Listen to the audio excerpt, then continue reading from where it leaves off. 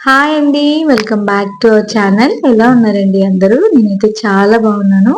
మీరు కూడా బాగుండాలని మనస్ఫూర్తిగా కోరుకుంటున్నానండి. ఈరోజు రథ సప్తమి కదా! సో, నేనైతే రథం ముగ్గు వేశాననమాట. ఏదో ట్రై చేశాను అలా. ఎలా ఉందో కామెంట్ చేయండి. ఇక్కడైతే మార్నింగే పిల్లలైతే ఇంక రెడీ చేసేసానండి. స్కూల్‌కి వెళ్ళడానికైతే బయట ఆడుకుంటూ ఉన్నారు.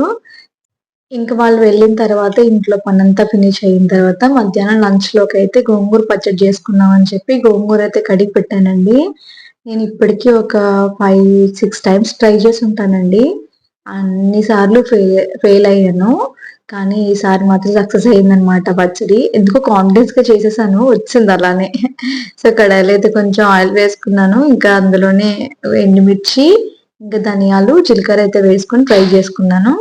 అంటే చాలా సార్లు అత్తయ్యని అడిగి చేశానండి. కానీ ఎందుకో కుదరలేదు. కానీ ఈసారి కూడా ఇంకా పర్ఫెక్ట్‌గా అడిగాననమాట. అత్తయ్య చెప్పండి ఎలా చేయాలో అని చెప్పి అడిగితే సో, ఈ ప్రొసీజర్ చెప్పారు.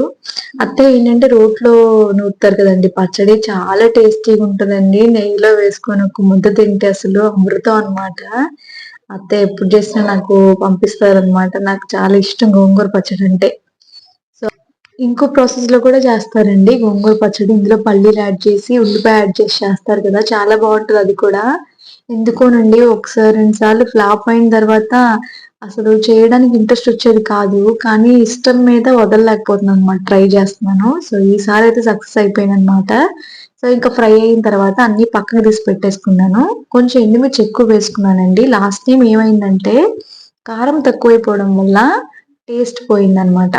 ఇంకొకసారి ఉప్పు తగ్గిందనమాట. అలా జరిగింది. సో, ఇంకా ఈసారి మాత్రం కొంచెం జాగ్రత్తగా చూసుకొని చేస్తున్నాను. కడాయిలో ఇంకా కొంచెం ఆయిల్ యాడ్ చేసుకొని, కడిగిన ఈ గోంగూర అంతా కూడా పెట్టేసుకున్నాను.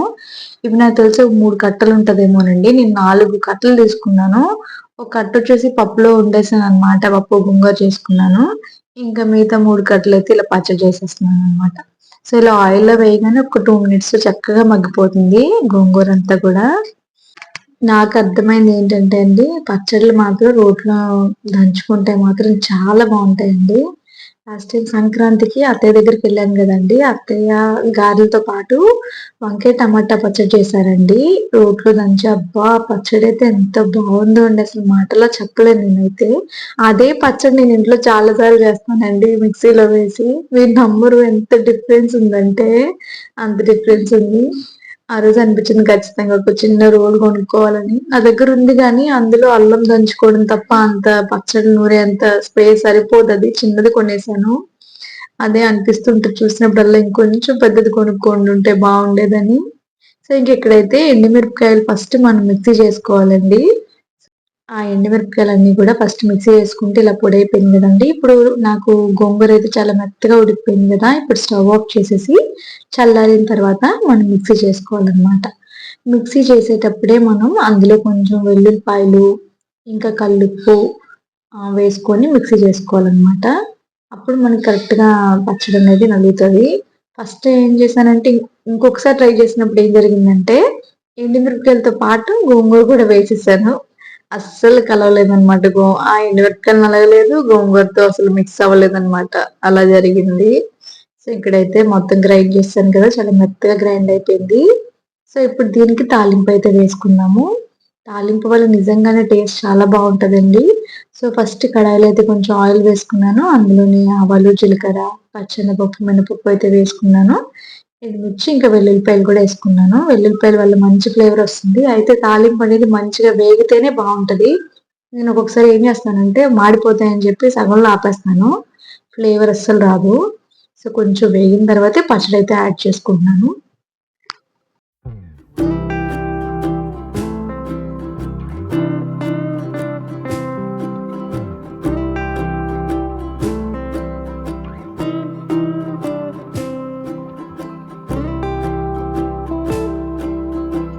ఇంకింతేనండి మన పచ్చడైతే రెడీ అయిపోయిందనమాట.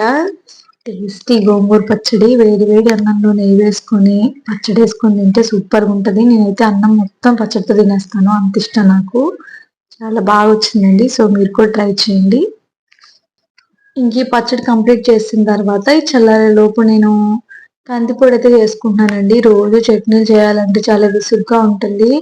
ఎప్పుడైనా అన్నంలో కూడా బాగుంటుందని చెప్పి ఇంకా కందిపొడి అయితే చేసుకుంటున్నానండి. సో దానికోసం ప్యాన్ లో కొంచెం ఒక అరకప్పు కందిపప్పును అయితే ఫ్రై చేసుకుంటున్నాను. ఒకసారి హోటల్కి వెళ్ళినప్పుడు అనుకుంటానండి, ఫస్ట్ మీల్స్ పెట్టేటప్పుడు వాళ్ళు ఫస్ట్ ముద్దలో కొంచెం పప్పులు పొడేసి నెయ్యి వేసి పెట్టారండి. భలే అనిపించింది నాకు. సో ఎందుకో గుర్తొచ్చింది ఈ రోజు. సరే చేసి పెట్టుకుంటే మనకి ఏదో ఒక ఎమర్జెన్సీ టైంలో యూజ్ అవుతుంది కదా అని చెప్పి చేసుకుంటున్నాను. ఇక్కడైతే కందిపప్పు ఫ్రై అయిపోయిన తర్వాత ఒక పావు కప్పు పచ్చెనగపప్పు, ఇంకా పెసరపప్పు, ఈ రెండు కూడా ఫ్రై చేసుకుంటున్నాను. మీరైతే సపరేట్ గా ఫ్రై చేసుకోండి. నేను కలిపి ఫ్రై చేశాను కదా, సరిగ్గా వేగలేదు శనగపప్పు. సో ఇలా అయితే ఫ్రై చేసేసుకొని మనం ఇవన్నీ చల్లారేలోపు మనం ఎండుమిర్చి కూడా ఫ్రై చేసుకోవాలన్నమాట. ఎక్కువ ఫ్రై చేసుకోవాల్సిన అవసరం లేదండి, జస్ట్ కొంచెం ఆయిల్ వేసి అందులో జీలకర్ర ఎండుమిర్చి అయితే ఫ్రై చేసుకుంటున్నాను. ఇవి ఒక 1 మినిట్ ఇలా ఫ్రై అయిన తర్వాత స్విచ్ ఆఫ్ చేసుకొని చల్లారిన తర్వాత మనం మిక్సీ చేసుకోవాలి.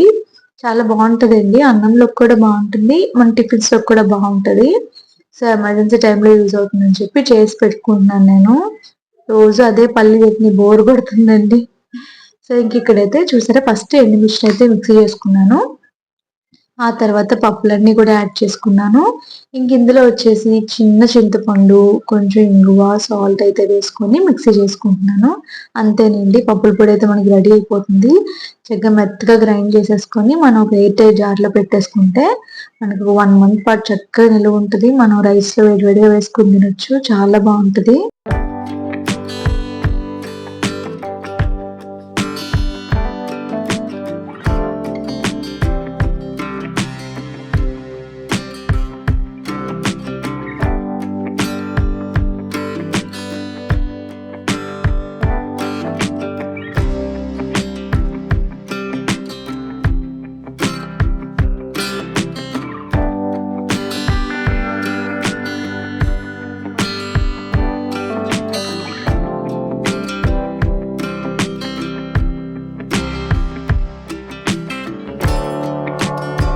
ఇదంతా కూడా నేను జార్లో పెట్టేసుకున్నానండి. ఇంకా వేడి వేడిగా అన్నం పెట్టుకొని ఫస్ట్ పచ్చడితో అయితే అన్నం తినేస్తున్నాను అనమాట. అసలు భలే అనిపించిందండి, పచ్చడి నోట్లోకి వెళ్ళంగానే అసలు చెప్పలేదన్నమాట. నాన్ వెజ్ లో కూడా ఉండదండి అంత టేస్ట్, పచ్చడిలో ఉన్న టేస్ట్ చాలా బాగుంటుంది కదా. సో ఇలా అయితే నా మీల్ కంప్లీట్ చేసేసాను. ఇంకా మధ్యాహ్నం అయితే మా వారు మొత్తం రేషన్ తీసుకొచ్చారండి. సో అదంతా కూడా సర్దుకోవాలి, కానీ సర్దే ఓపిక లేక అన్ని కూడా డబ్బాలు వేసి పెట్టేసాను అనమాట. ఇవన్నీ అంటే కొన్ని గ్లాస్ జార్స్ ఖాళీగా ఉన్నాయి, కొన్ని లేవు. సో అన్నీ కూడా ఏవైపోతే వేసుకోవచ్చులే అని చెప్పేసి ఇంక రీఫిల్ చేసే ఓపిక లేక ఇంకా డబ్బాల్లో అయితే వేసి పెట్టేద్దాం అని చెప్పి డిసైడ్ అయిపోయాను. పిల్లలు వచ్చే టైం అయిపోయిందండి. వాళ్ళు వచ్చారనుకోండి, ఇవన్నీ లాగేస్తారు, పడేస్తారు, అదేంటి ఇదేంటి అని చెప్పి నన్ను డిస్టర్బ్ చేస్తారు. సో అంత టైం లేదు, వాళ్ళకి ఏదో ఒక స్నాక్ చేయాలి ఫస్ట్. ఆకలితో వస్తారు కదా పాపం. చాలా రోజుల నుండి గౌతమ్ అయితే ఫ్రెంచ్ ఫ్రైస్ అడుగుతున్నాడండి. నేనేమో చేయలేకపోతున్నాను, మర్చిపోతూనే ఉన్నాను. సో దానికోసం ఏంటంటే మనం మార్నింగ్ పొటాటోస్ అన్ని కట్ చేసి ఫ్రిడ్జ్ లో పెట్టుకోవాలి కదా, నేనేమో మర్చిపోతున్నాను. ఇంకా అందుకే టైం లేదు కాబట్టి పొటాటో స్టిక్స్ అయితే చేసేద్దాము ఇన్స్టెంట్ గా అని చెప్పి డిసైడ్ అయిపోయింది అనమాట. ఇంక ఇవన్నీ కూడా డబ్బాలో వేసి ఫాస్ట్ లోపల పెట్టేశానండి. ఈలోపు స్టవ్ పైన అయితే ఆలు పెట్టేశాను, బాయిల్ అవుతున్నాయి. కుక్కర్ లో పెట్టాను. 2 విజిల్స్ అయితే సరిపోద్దండి, ఎందుకంటే మరి మెత్తగా స్మాష్ అయిపోయిన వాటర్ వచ్చేస్తుంది ఎక్కువ. సో అందుకని వాటర్ తక్కువ వేసి నేను 2 విజిల్స్ అయితే పెట్టుకున్నాను. పర్ఫెక్ట్ గా ఉడికిపోయింది అనమాట. సో దాంతో మనం స్నాక్ అయితే ప్రిపేర్ చేసుకుందాము. ఇంక ఈ స్పైసెస్ ఇవన్నీ కూడా సపరేట్ కంటైనర్ లో పెట్టుకుంటున్నాను నేను, అంటే గుర్తుంటాయి కదా అని చెప్పేసి సపరేట్ గా. ఇంక ఇక్కడైతే మా వారు చాక్లెట్స్ తీసుకొచ్చారు పిల్లల కోసం. వాళ్ళు రాగానే ఎందుకు ఏడుద్దామా అని చూస్తారండి. సో వాళ్ళు డైవర్ట్ చేయాలంటే చాక్లెట్ ఏదో ఒకటి ఇవ్వాలన్నమాట. రెగ్యులర్ గా అయితే ఇవ్వను, ఎప్పుడైనా అన్నమాట. సో ఈ చాక్లెట్ కాపాడుతుంది అనమాట ఈరోజు నన్ను. ఇంకా ఆలు స్టిక్స్ చేస్తున్నాను కదా, గౌతమ్ హ్యాపీనెస్ అయితే మాటలు చెప్పలేవు అసలు. ఇంకా వాడికి నచ్చిన ఫుడ్ చేస్తే అండి, వాడు చెప్పిన మాట చాలా నీట్ గా వింటాడు అనమాట. లేదని కూడా చాలా క్రాకీగా ఉంటాడు. సో ఇక్కడైతే ఆలు బాయిల్ చేసుకున్న తర్వాత పీల్ చేసేసుకొని ఇలా అయితే మనం తురుముకోవాలి. చూసారా, ఇలా తురిమేసుకుంటే దాంట్లో అసలు ఏం ఇంగ్రీడియంట్స్ అవసరం లేదండి, చాలా ఈజీ స్నాక్. పిల్లలకైతే చాలా బాగా నచ్చినాయండి. ఎప్పుడైనా ఒకసారి పెట్టొచ్చండి, ఎందుకంటే ఆయిల్ ఫుడ్ కదా, అసలు రెగ్యులర్ గా ఎంకరేజ్ చేయకూడదు.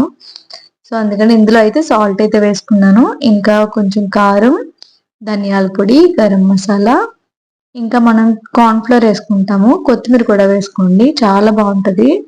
కార్న్‌ఫ్లోర్ 2 స్పూన్స్ వేసుకున్నానండి. నేను 2 పొటాటోస్‌కి 2 స్పూన్స్ కార్న్‌ఫ్లోర్ వేసుకున్నానండి. ఎగ్జాక్ట్‌గా సరిపోయినాయి నాకైతే. సో, గరం మసాలా చాలా కొంచెం వేయండి, ఎక్కువ స్పైసీ ఉన్నా బాగోదు. సో, ఇవన్నీ వేసేసుకొని మనం కలుపుకోవాలనమాట. మనం చపాతీ పిండి ఎలా కలుపుకుంటామో అలా కలుపుకోవాలి. తర్వాత మనం ఏం చేయాలంటే స్టిక్స్‌లా చేసుకోవాలనమాట. మనకు నార్మల్‌గా మనకి ఫ్రెంచ్ ఫ్రైస్ ఎలా ఉంటాయి స్టిక్స్‌లా, అలా అయితే మనం చేసుకోవాలనమాట. చాలా ఈజీగా వచ్చేస్తుందండి. ఇదిగోండి ఇలా అయితే చేసుకుంటున్నాను నేను. ఇంక చేతికి ఆయిల్ రాసుకోవడం అలాంటివి ఏం అవసరం లేదండి, చక్కగా వచ్చేస్తుంది అసలు. చూసారా? ఇలా అయితే నేను చిన్న చిన్నగా కట్ చేసుకొని ఆయిల్ హీట్ అయిన తర్వాత వేసేసుకున్నాను. మీడియం ఫ్లేమ్‌లో పెట్టుకొని ఫ్రై చేసుకున్నానండి. చాలా క్రిస్పీగా వచ్చినాయి. టమాటో సాస్‌తో తింటే సూపర్‌గా ఉన్నాయండి అసలు. నాకు కూడా బాగా నచ్చినాయి.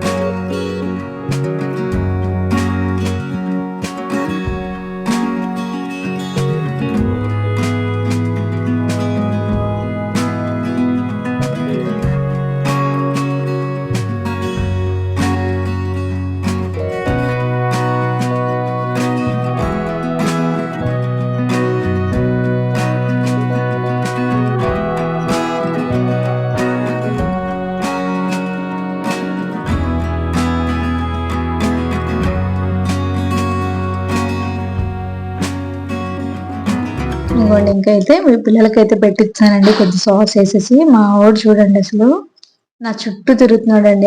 అమ్మ త్వరగా చేసే అమ్మా, ఎంత లేట్ గా చేస్తావమ్మా అని చెప్పి నా చుట్టూ తిరుగుతున్నాడు. సో ఇంక పిల్లలకైతే పెట్టిచ్చానండి. వాళ్ళైతే హ్యాపీగా తినేశారు. అమ్మ రేపు కూడా ఇవే చేసేయమ్మా అంటున్నాడు మా వాడు. అంత సీన్ లేదమ్మా, ఈ రోజు తినకూడదు అన్‌హెల్తీ అని చెప్పాను. ఓకే అమ్మా అంటున్నాడు.